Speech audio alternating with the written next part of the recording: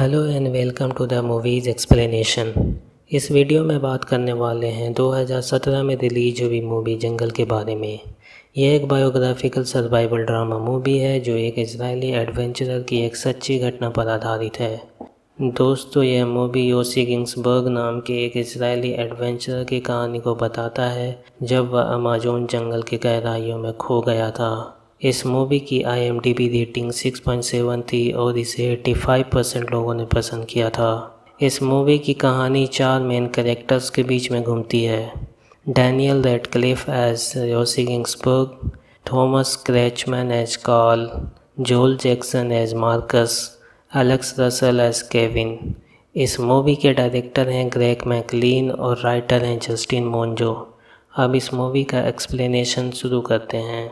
इस मूवी की शुरुआत में एक इजरायली एडवेंचरर योसी गिंसबर्ग को दिखाया जाता है जो बोलिविया जा रहा होता है, जहां से वह हार्ट ऑफ अमेज़न फॉरेस्ट जाना चाहता है। जब वह एक नदी को नाव से पार कर रहा होता है तो वहां उसकी मुलाकात मार्कस से होती है। मार्कस प्रोफेशन से एक टीचर है। मार्कस को यहाँ एक पुराना दोस्त मिलता है जिसका नाम केविन होता है और वो केविन और योसी की मुलाकात करवाता है। केविन अमेरिकन हाइकर और फोटोग्राफर होता है। वो तीनों लापाज नाम के एक इजरायली कम्युनिटी हॉस्टल में ठहरते हैं। एक दिन जब योसी मार्केट जा रहा होता है तो पीछे से एक स्ट्रेंजर जिसका नाम कार्ल होता है योसी को आवाज़ लगाता है, क्या तुम अमेरिकन हो? योसी जवाब देता है, नहीं, मैं इजराइल से हूँ। दोनों में बातचीत के दौरान कार्ल योसी को बताता है अगर जंगल का असली अनुभव तुम्हें लेना है तो तुम्हें जंगल के बीच में जाना चाहिए जहाँ इंडियंस आदिवासी रहते हैं जिन्हें आज तक किसी ने नहीं देखा है, और अगर तुम चाहो तो मैं तुम्हें वहाँ लेकर जा सकता हूँ। कार्ल योसी को एक फ़ोटो भी दिखाता है जिसमें वो आदिवासियों के साथ खड़ा होता है और योसी को यकीन हो जाता है कि वो सच बोल रहा है। योसी काफ़ी एक्साइटेड हो जाता है यह सोच के कि अनदेखे एरियाज़ को देखने का मौका मिल रहा है जहां आज तक बहुत कम लोग पहुंच पाए हैं, और साथ ही टोरोमोनाज आदिवासी से भी मिलने का मौका मिल रहा है। योसी हॉस्टल वापस जाता है और मार्कस और केविन को साथ चलने के लिए मनाता है। मार्कस और केविन को ये बात सही नहीं लगती क्योंकि एक ही मुलाकात में कार्ल पर भरोसा कैसे किया जा सकता था। योसी उन्हें हाँ बोलने तक मनाता है और अंत में मार्कस और केविन जाने के लिए तैयार हो जाते हैं। इसके बाद ये चारों लोग प्लानिंग करते हैं कि कैसे वे जंगल के अंदर जाएंगे। कार्ल उन्हें टोरोमोनाज इंडियंस की लोकेशन दिखाता है और बताता है हमें पहाड़ियों पर चढ़कर जाना होगा, हमें 3 से 4 दिन लगेंगे वहाँ पहुँचने में। सभी ढेर सारे शॉपिंग करते हैं और सभी हैरान हो जाते हैं जब कार्ल शॉपिंग करके चला जाता है और उनका पैसा भी इन लोगों को चुकाना होता है। ये लोग एक प्लेन हायर करते हैं और जंगल के बीच में जाकर उतरते हैं। इनमें से योसी सबसे ज़्यादा एक्साइटेड होता है यह सोच के कि कुछ न कुछ नया देखने का मौका ज़रूर मिलेगा।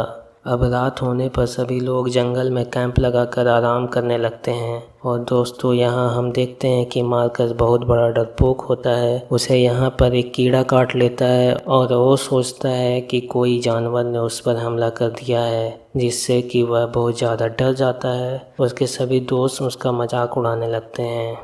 अगले दिन वो लोग फिर सफ़र पर निकल पड़ते हैं और बहुत तेज़ बारिश होना शुरू हो जाती है। ये लोग आगे बढ़ते रहते हैं और उन्हें एक कबीला मिल जाता है जहाँ के लोग कार्ल को जानते हैं। वहाँ वो लोग एक दिन रुकते हैं और कबीले के लोगों के साथ बात करते हैं और एंजॉय करते हैं, और अगले दिन फिर अपने सफ़र पर निकल पड़ते हैं। चलते चलते उन्हें फिर रात हो जाती है और कार्ल एक बंदर को मारकर सभी को फ्रेश भोजन करवाता है, और अगले दिन सुबह वो फिर चलना शुरू करते हैं। लेकिन दोस्तों, अब मार्कस की हिम्मत टूटने लगती है। शू बाइट के कारण उसके पैरों में छाले पड़ जाते हैं और अब वह आगे नहीं बढ़ सकता। योसी, कार्ल और केविन आपस में डिस्कस करते हैं कि अब आगे क्या करना चाहिए। तब कार्ल कहता है कि तुम लोग यहीं रुको, मैं जाके हेल्प लेकर आता हूँ।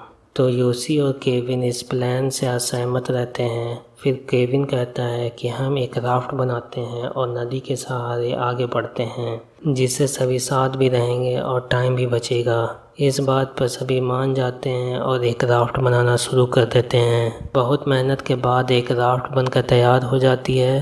कार्ल बोलता है कि सब लोग मुझे फॉलो करेंगे, अब ये लोग निकल जाते हैं, लेकिन पानी के रास्ते जाना इतना आसान नहीं होता और अचानक से पानी का बहाव बढ़ जाता है। केविन बोलता है हमें नदी के बहाव में चलना चाहिए, लेकिन कार्ल उसकी बात नहीं मानता और वो दोनों में बहस चालू हो जाती है। लेकिन योसी उन्हें रोक लेता है और राफ्ट को किनारे लगाता है। यहाँ पर दोस्तों कार्ल इन पर बहुत गुस्सा होता है और कार्ल बोलता है हम आज रात यहीं रुकेंगे और फिर कल अपना सफ़र आगे तय करेंगे, और फिर वह शिकार का बोलकर चला जाता है। केविन को समझ आता है कि कार्ल को पानी से डर लगता है और कार्ल को स्विमिंग भी नहीं आती। फिर योसी कार्ल को ढूंढने जाता है ताकि वह उन्हें छोड़कर ना चला जाए। अगली सुबह कार्ल अपना इरादा बदल लेता है और पैदल चलकर जाने के लिए बोलता है। यहाँ पर मार्कस होता है, वह भी फैसला लेता है कि वह भी पैदल चलकर जाएगा। फिर ये लोग फैसला करते हैं कि 2 लोग पैदल चलकर जाएंगे और 2 लोग राफ्ट से चलकर जाएंगे।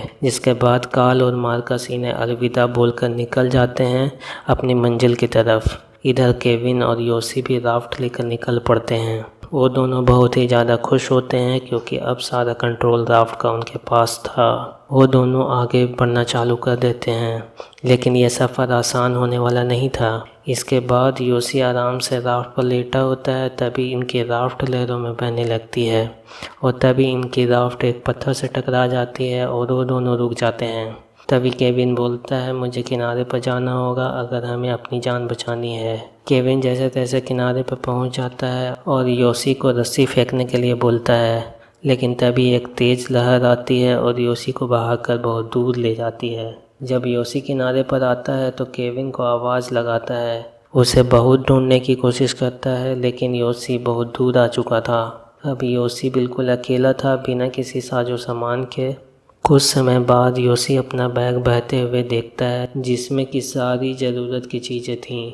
वो जान पर खेलकर उस बैग को पकड़ लेता है और फिर किनारे पर ले आता है, पर उस बैग में ज़रूरी टूल्स जैसे चाकू और बाकी चीज़ें नहीं होती। योसी को जंगल में सरवाइव करना है बिना प्रॉपर टूल्स और ट्रेनिंग के। इसके पास खाने के लिए भी कुछ नहीं होता, तो उसे जो भी खाने लायक चीज़ दिखती है वह उसे खा लेता है।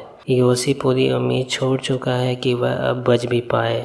रात में जब वह सो रहा होता है तो उसे एक आवाज़ आती है। वह सोचता है कि वह केविन की आवाज़ है। जब वह सामने देखता है तो उसे वहाँ मार्कस दिखता है, लेकिन जब वह टॉर्च जलाकर देखता है तो वहाँ कोई भी नहीं होता। यह सिर्फ उसका एक भ्रम था। अगली सुबह होने पर उसे सिर के स्किन में कुछ फील होता है। दरअसल रात में सोते वक्त एक कीड़ा स्किन के अंदर चला गया था। वह उसे स्किन काट कर निकालता है। अब वह आगे बढ़ना चालू कर देता है और यहाँ पर उसकी किस्मत उसका साथ देती है। उसे कुछ लोगों का सामान मिलता है जो कि यहाँ पर छोड़कर चले गए थे। तो योसी ये डिसाइड करता है यहाँ पर थोड़ी देर आराम करने के लिए। वो अपने पैर के मोजे निकालता है। उसका पैर बहुत बुरी तरह से जख्मी हो गए थे। उसे देखकर वह रोने लगता है और उसे एहसास होता है कि मार्कस को कैसा लग रहा होगा जब उसके पैर भी जख्मी हुए होंगे। जिसके बाद वह मार्कस को सॉरी बोलता है जिसने उसे अकेला छोड़ दिया। वह अपने आप को कोसने लगता है कि वह कितना डरपोक है कि उसने मार्कस को अकेले छोड़ दिया। अगली सुबह वह फिर चलना शुरू कर देता है। उसे पैरों के निशान मिलते हैं तो वह सोचता है कि केविन कहीं आसपास ही है, और उसे बाद में एहसास होता है कि वह दोबारा घूम फिर के एक ही जगह पर आ गया है। अगले सीन में दिखाया जाता है कि कुछ गांव वालों को केविन नदी के किनारे मिल जाता है, जो कि अभी भी जिंदा होता है।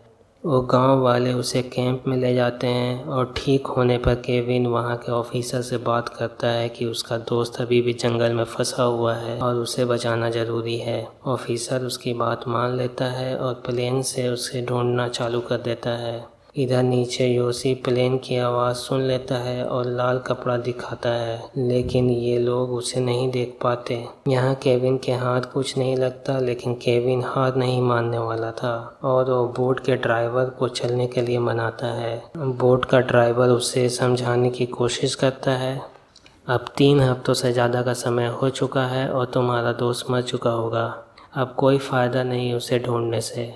लेकिन केविन को कहीं ना कहीं यकीन होता है कि वो अभी भी ज़िंदा होगा और वो बोट लेकर निकल जाता है। यहाँ योशी पूरी उम्मीद छोड़ चुका है और नदी के किनारे टहनियों से वाइलेटर बनाता है ताकि अगर प्लेन फिर से आए तो उन्हें पता चल जाए।